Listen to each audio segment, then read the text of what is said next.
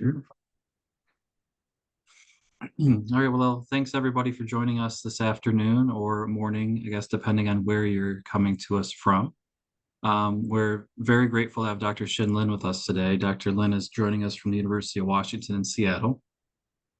He's trained at a variety of places, as we were just kind of alluding to in conversation. Starting off here on the East Coast, he did his undergrad at Harvard, then went on to Johns Hopkins for medical school and his Ph.D. And then for medical training, or postgraduate medical training, I should say, did his residency at the University of Pennsylvania before going out to the West Coast and doing cardiology training at Stanford and advanced heart failure training at UCLA. He's interested in research of all things advanced heart failure, but most specifically heart transplant, MCS, heart failure therapies.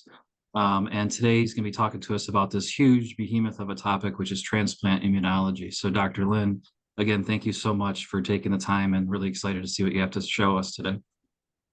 Okay, great. Well, thank you for this opportunity. Thank you for that introduction. Yeah, thanks for this opportunity to talk about transplant immunology. So this is what I'm going to cover today. I'm going to talk about how histocompatibility works for most patients that we deal with. And then I'll get into some more technical aspects, such as calculated panel reactive antibodies, and then even more technical stuff like C1Qs, different cross matches, and finally, I'll talk about desensitization. I just want to let you know that I'm going to be covering these subjects at a depth of what a transplant cardiologist needs to know. Obviously, one can go much deeper on this subject, and if you have interest or questions, maybe it may be useful to talk to the immunologist at your local HLA lab. But I'm going to try to keep things practical for what you need when you do donor call. Okay.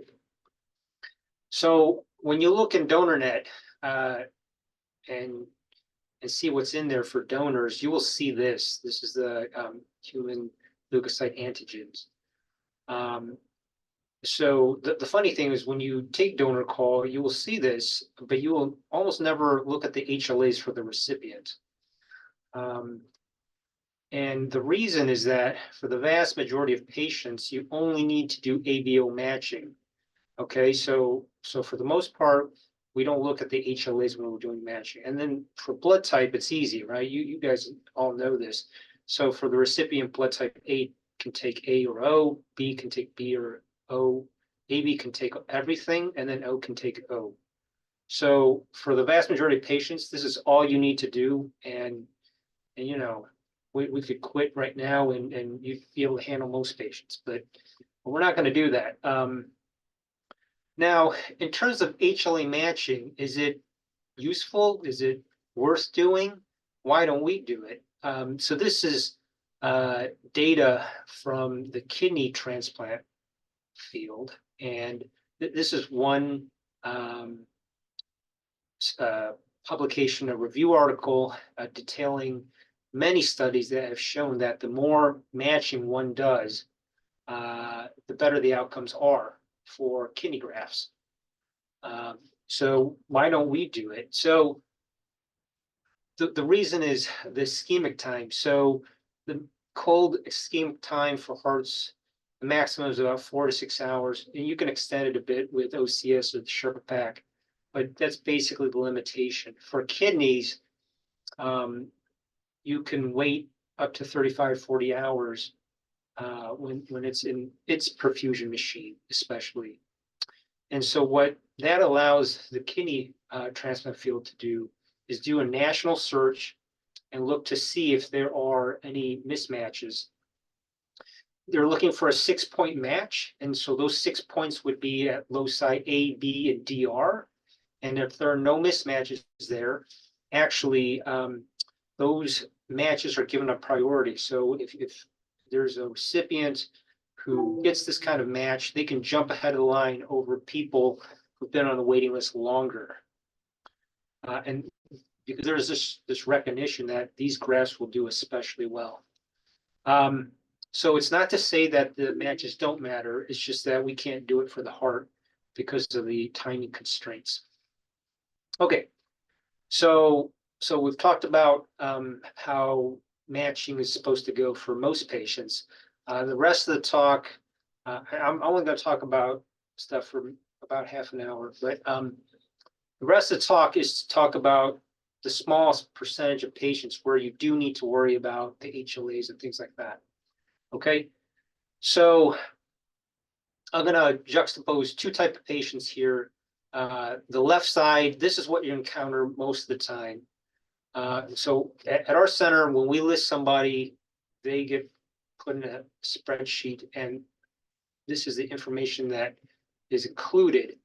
So it'll be cross-match. No, you don't have to do a cross-match. Calculate CPRAs are 0. There's a date attached to it. No unacceptables, no weak unacceptables. Now, we will go through all this, okay? But the vast majority of patients are going to be of this type, where you don't have to worry about any of this sort of thing. One thing you need to understand is that the CPRA, and we'll talk about that more, what that exactly is, it's 0 for a patient insofar as there has not been a sensitization event in the interim. Okay, so if the patient got the test and then afterwards maybe got some blood, maybe got some platelets, something, then you should really check again the CPRAs 2 weeks after that event to see if the CPRAs have changed. Now, case 2, in contrast, is where you need to understand all this complicated machinery, okay? So this is a patient where the cross-match is required. CPRA is 96 out of 100, so this is very high. There are a whole bunch of unacceptables, weak unacceptables, and there's these things called C1Qs and stuff like that. We'll talk about all that. But if you see this, then you got to do more work. Okay, so when I used to look at this, it was very intimidating for me because there's this whole alphabet stuff, okay, and then there are these numbers by it, and it's just very confusing to me. But then things got clarified when I realized that these are just basically genes, okay? That's all they are. There are genes on chromosome 6 at the human leukocyte antigen locus, and so you have the DPs, DQs, DRs, and then HLA A, B, and C. Okay, so these are just genes that encode proteins, and all these complicated numbers after them, they are different alleles. Okay, so the numbers by these genes tell you how many different alleles there are for each gene. So this is a very highly polymorphic area in the human genome, maybe the most polymorphic. And this polymorphism has been selected. And what it means in the end is that everybody's immunologic reaction to an infectious agent, let's say, is going to be different, slightly different, okay? And teleologically, you could think, well, the reason for this is that so if a population encounters an infectious agent, no agent is going to just wipe out the whole population because everyone's reaction is going to be different to it. Maybe some people will overreact to it, maybe some people will underreact to it, succumb to it, and then, but there's going to be a group that's going to be able to survive. So that's how this is set up. And the actual genes that these the proteins that these genes code for are the following. So HLA A, B, and C encode for this membrane spanning heavy alpha chain of the HLA class 1 molecule. Okay, and these are expressed on almost all nucleated cells and platelets, and they present peptides to CD8 T cells. The DRA, DQA1, DPA1 encode the alpha glycoprotein, and the DRB, DQB1, and DPE1 encode the beta chain. And these dimerize to compose the HLA class 2 molecule. These are expressed on antigen-presenting cells and also appear on endothelial cells under inflammatory conditions. And these structures present to CD4 T cells. Just taking a step back about nomenclature. So when you're talking about humans, the HLA, the human leukocyte antigen, and the major histocompatibility complex, these are essentially equivalent, okay? But when you're talking about mice only have MHC, right? They don't have human leukocyte antigen, right? So these are the same things, but in humans, they're interchangeable, and for other animals, they only have MHC, okay? All right, so these structures are very important in handling infectious agents. For transplant, though, this machinery works against us in that it's directed against the graft. Okay, and there are different pathways here. So, for example, in the direct pathway, is the presentation of donor MHC class 1 and 2 antigens on donor APCs that are, and then they engage recipient CD4 and CD8 T cells, and this leads to acute cellular rejection. There's an indirect pathway in which donor peptides are processed by recipient B cells and then presented to T follicular cells and CD8 T cells. And then when they interact with CD4 T cells, they generate antibodies. And this is what leads to antibody-mediated rejection in the short to medium term and cardiac allograft vasculopathy in the long term. And then there's a semi-direct pathway that also leads to acute cellular rejection. In any case, this is, maybe reminds you of stuff that you learned in first year medical school, but it's at a mechanistic depth that you probably don't really need to know for your daily practice in transplant cardiology.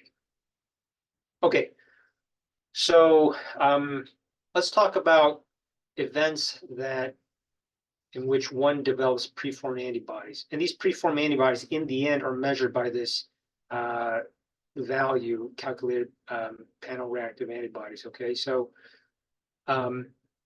they can be natural sorts of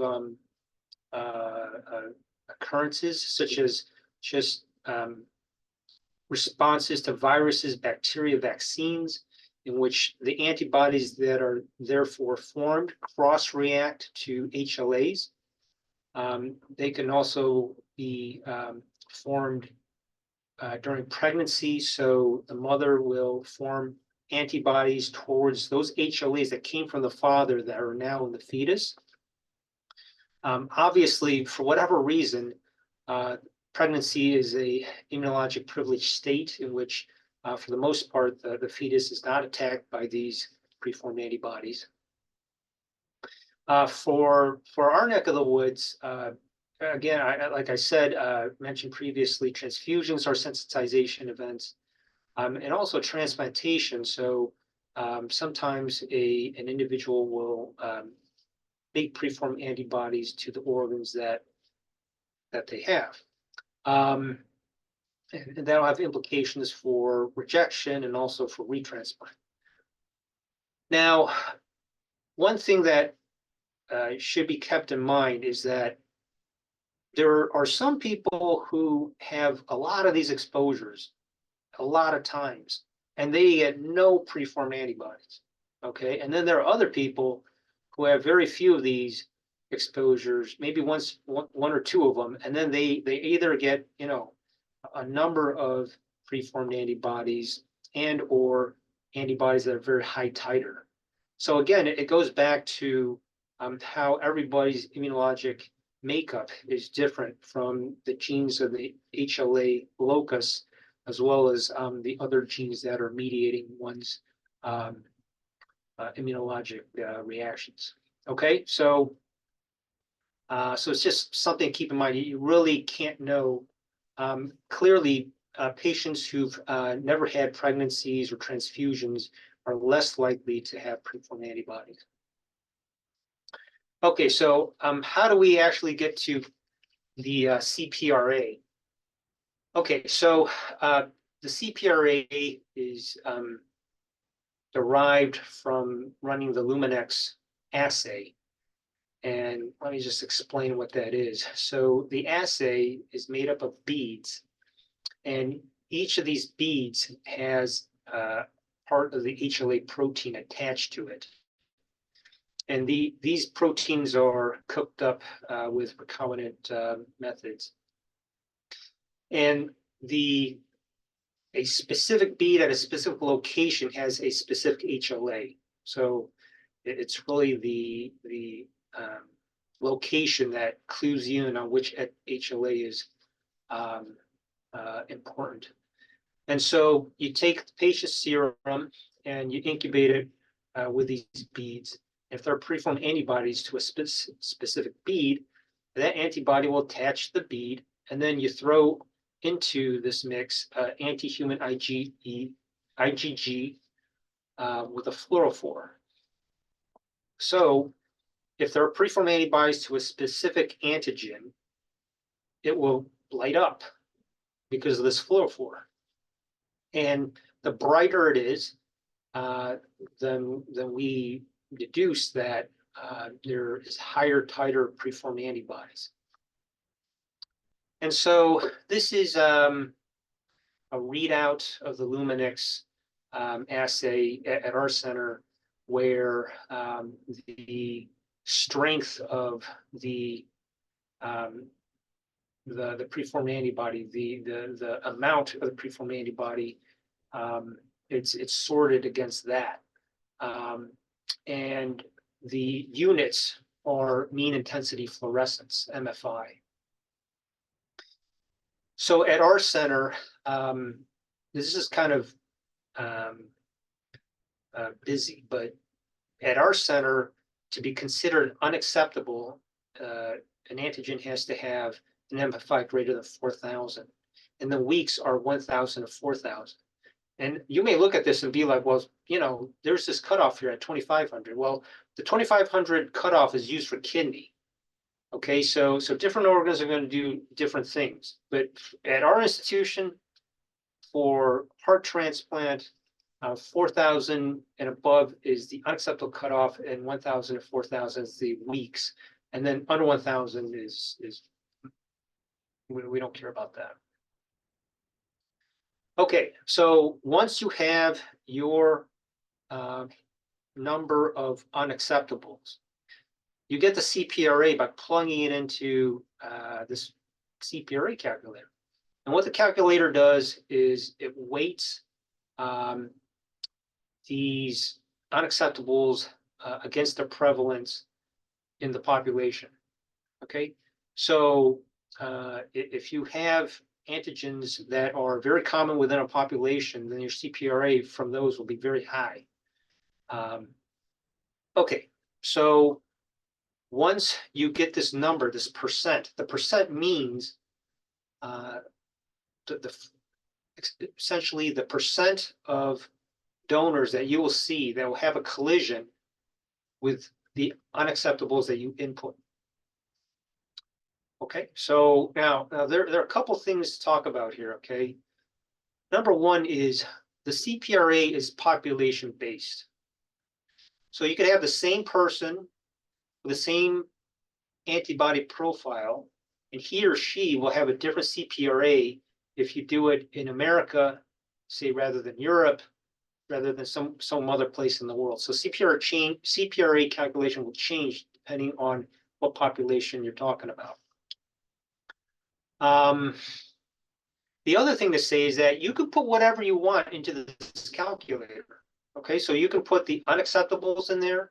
You can put the unacceptables plus the weeks, or sometimes the CPRA is just too high. You'll just include the C1Qs, and we'll talk more about that, what the C1Qs actually are. But most of the time you will just put the unacceptables in here, and then you'll get this percent. Now, the percent gives you an idea of how long you have to wait to get an organ. And obviously, if it's, if your CPRA is 5%, you're going to have a collision with donors 5% of the time. You're probably not going to affect things too much. If it's 99%, then it's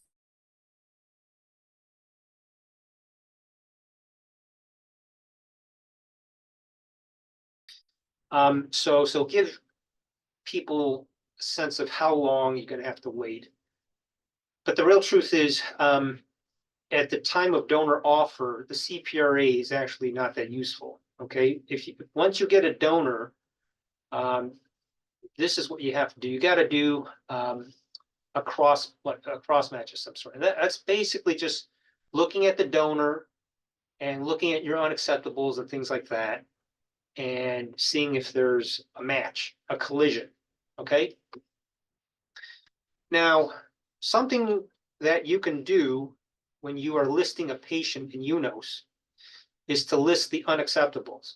So you'll see this. You'll see like an organ, and it's going to be the right blood type for a certain person and comparable height and weight, and they'll skip over that person. You'll be like, well, what happened? Probably one explanation could be that you listed unacceptables, and so it got screened out because of that. So most of the time, you will not have to look carefully for the unacceptables. What you may have to do, if you don't list the weeks in UNOS, is to make sure that there's no collisions of the weeks. Okay, and so what you do is you just like look through this, B7, B60, and just look through this and see if those are there. And when I looked through this, I didn't see that there was a collision among the weeks. There is a collision on DR8, and so you may see this and see that if you move forward with this particular match, you are going to collide the DR8s, and so you will cross this unacceptable if you move forward with the transplant. Again, usually you don't have to do this for the unacceptables if you've listed them in UNOS.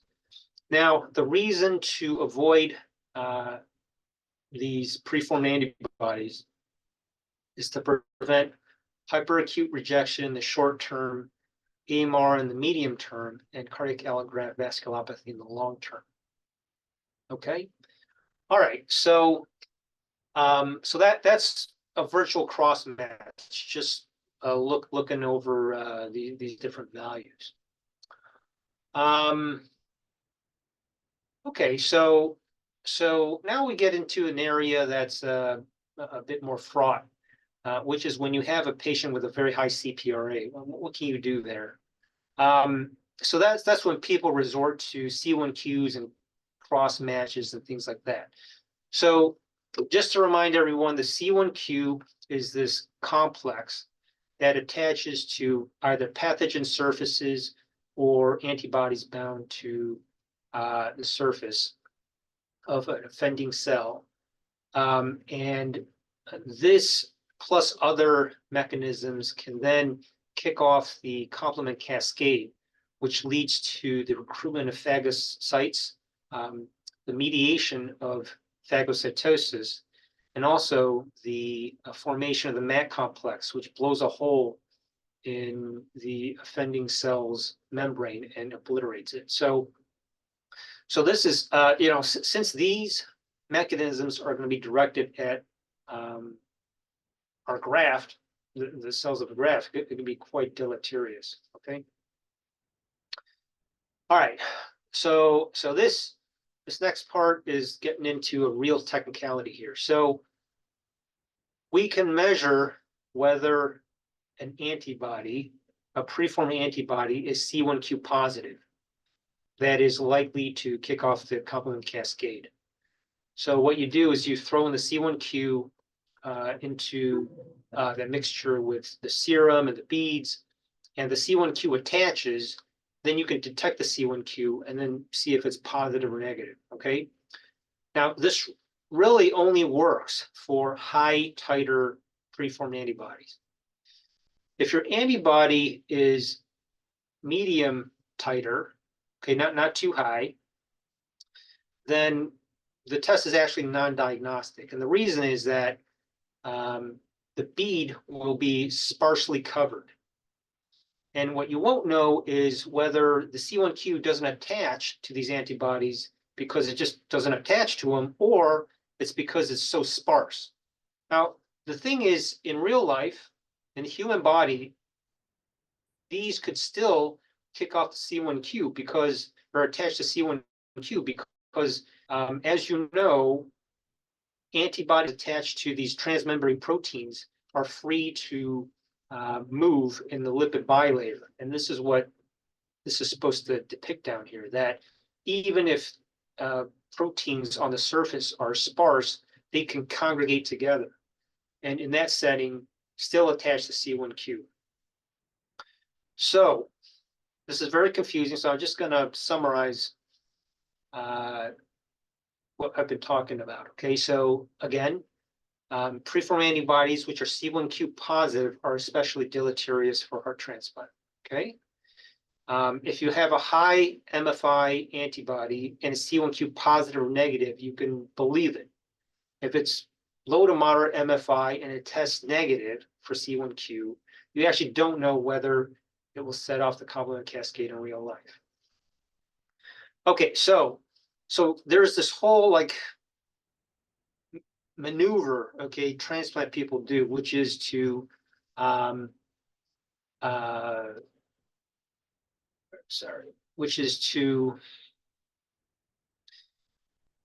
because if you list all the unacceptables and if the CPRE is too high, you'll never see a donor, right? So then what some centers do is just list the C1q positive antigens, the ones that they really cannot cross, okay? But just remember, if you do this, there are, all the mid-level MFI preformed antibodies, the C1q test is non-diagnostic. So you don't know if you're really avoiding all the C1qs in real life. So you need another check. And that other check, you could do cross match. So there's two types of cross matches you can do. One is called the complement dependent cytotoxicity cross match, and you take recipient serum and donor lymphocytes as well as complement and mix it all together, and the cells lyse, then this is a positive cross match, meaning you probably don't want to go forward with it. It's going to damage the graft. Nowadays, there's another way to do this, where instead of throwing in complement, you throw in fluorophore labeled antibodies against human IgG, and basically you can detect the recipient antibodies attaching onto donor lymphocytes by these additional antibodies. And the readout for this is called median channel shifts. Okay, and the higher it is, the more recipient preformed antibodies have attached to the cells. All right, so let's sort of stand back and talk about this a little bit. Number one is most centers, as I think, as I understand it, are moving from the CDC cross match to the flow cross match. So this is what more and more centers are doing only. Okay, I think it has to do with just the cost, logistics, and the ease of doing the assay. Now, some other implications for this. Number one is, since you need to get donor lymphocytes, automatically that means that the donor has to be kind of local. Okay, because you're not going to be able to ship that thing across great distances. So if you're going to resort to this sort of thing, high CPRA recipients and things like that, the donor to do this assay has to be sort of local. Number two is that this test is not perfect, okay, because you have the donor lymphocytes. Probably what you really want is the donor endothelial cells. That'll truly tell you what's going to happen when you put the graft in, but it's not practical to get donor endothelial cells. So you have donor lymphocytes, and then you'll have a readout for the T cells and the B cells. So you'll have a flow cross match T cell, flow cross match B cell. And then the final thing is that it's not to say if the channel shifts are positive, automatically you cannot use the organ. At our center, our cutoff is about 80. So below 80, we'll probably do it. Above 80, then we try not to do it. Obviously, it's going to depend on a lot of things, including how sick the patient is. If it is positive and it's non-trivial, you maybe want to do some peri-op plasmapheresis around the time of the transplant. Okay, so I've covered all the stuff. Now let's talk about desensitization. So this is a publication from the Cedars group in which they showed that having a high CPRA greater than 80%, leads to increased risk of death and removal from the transplant list as compared to those with low CPRAs. And again, that should hardly be surprising. Patients with high CPRAs have to wait longer. They have to get just local donors because the flow cross matches and all that sort of thing. And so, again, this is from the Cedars group. They recommend some scheme in which you can do this desensitization, which is a way to knock down these preformed antibodies. And what they suggest that if a patient is status 4, to use IVIG and Ritux. If a patient is status 3, to consider plasmapheresis and bortezomib. And if one is status 1 or 2, just consider peri-op sort of maneuvers. And the reason is that these desensitization protocols take weeks to get done. In our center, not only does it take a week or two for that to get done, but we also recommend that you wait 2 weeks to check what has happened to the CPRAs. Sometimes there's like rebounds and stuff like that. So patient who is status 1 or 2 doesn't have several weeks to wait. So you really can't be doing desensitization of that type. And so what they recommend instead is to just do peri-op, IVIG, plasmapheresis, or eculizumab. And eculizumab is an agent that stops the complement cascade. It does not knock down preformed antibodies. It just prevents it from activating the really deleterious stuff. Okay, so gonna finish up here with stuff that is not desensitization. This is,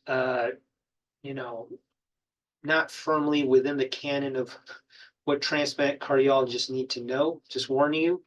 But I wanted to talk to you about it because I felt it was fun. And it is actually my personal interest in what got me into immunology of heart transplantation. So it's not going to be on your boards or anything like that.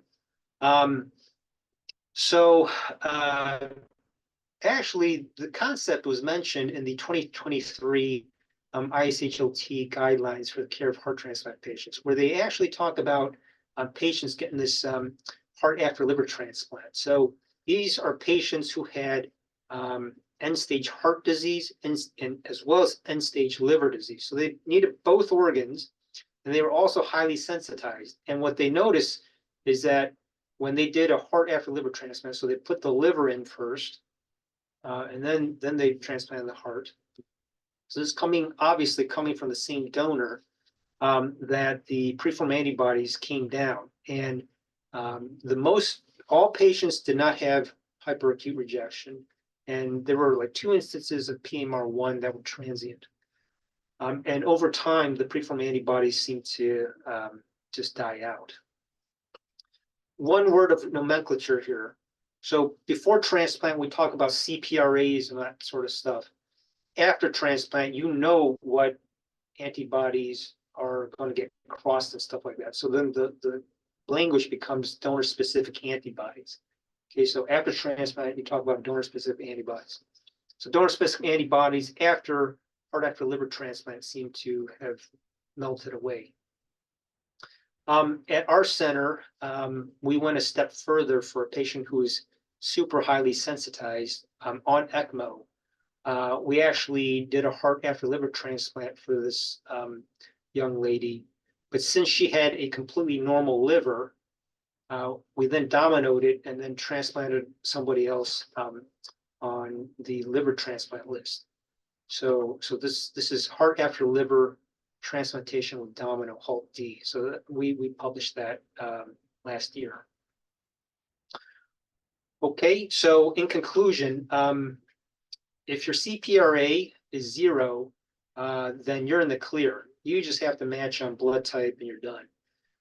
If CPRA is greater than 0, minimally, you probably need to do a virtual cross match and see what kind of antigens you may be crossing.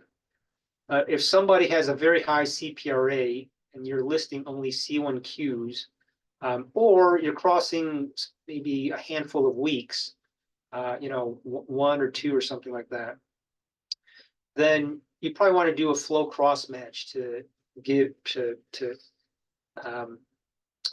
obtain additional information to see whether a match is immunologically acceptable. And then if you have a high CPRA and the patient is status 3 or 4, then you may have time to consider doing some desensitization so that you can knock down the preformed antibodies and find an organ in a reasonable amount of time. Okay, I just wanted to thank all my colleagues in cardiac surgery at our HLA lab and my own colleagues in my section for helping me put this presentation together. I'd be happy to answer any questions. Do we have any questions out there for Dr. Lin from the group? If so, please just go ahead and unmute yourself and feel free to ask.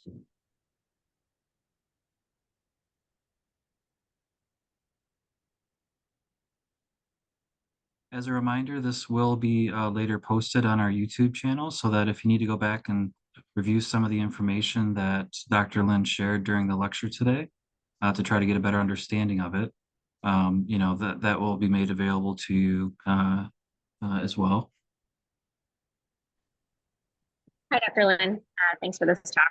I'm a heart failure cardiologist at Northwestern, and I have a question. We don't do a lot of desensitization here. We frequently have patients with high CPRA that are asking for second opinions at places like Cedars and Vanderbilt. What are the general limits that people have, and what are the factors that sort of play into that decision in terms of desensitization? In terms of what? Desensitization. Yeah,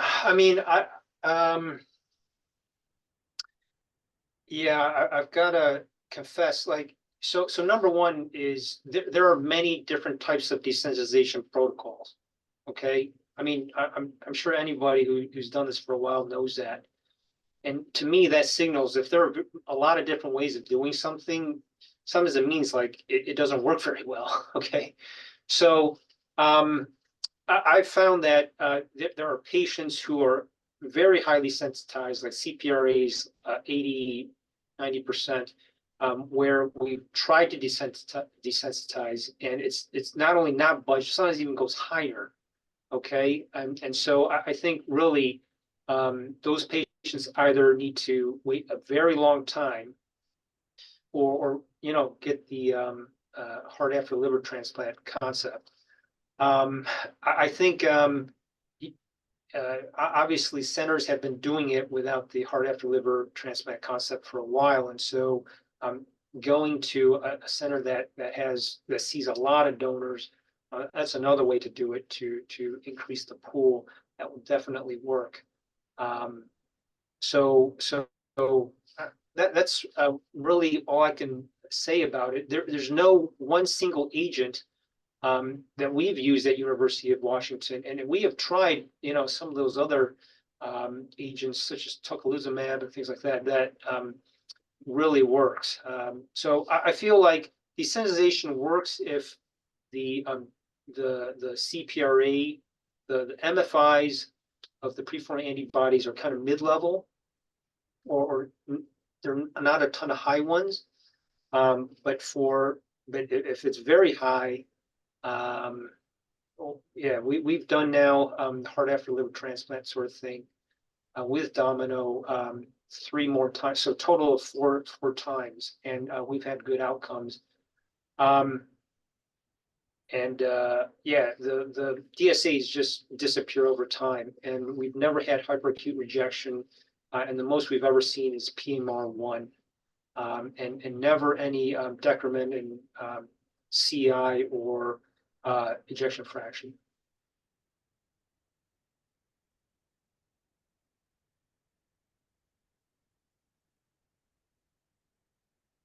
Thank you, everybody, for taking the time to join today. Again, Dr. Lin, thank you so much for sharing your expertise on this very complicated topic. And I hope that everybody has a wonderful weekend, and we'll see you again on the 26th of August for our next talk. Thank you so much. Bye-bye. Bye-bye.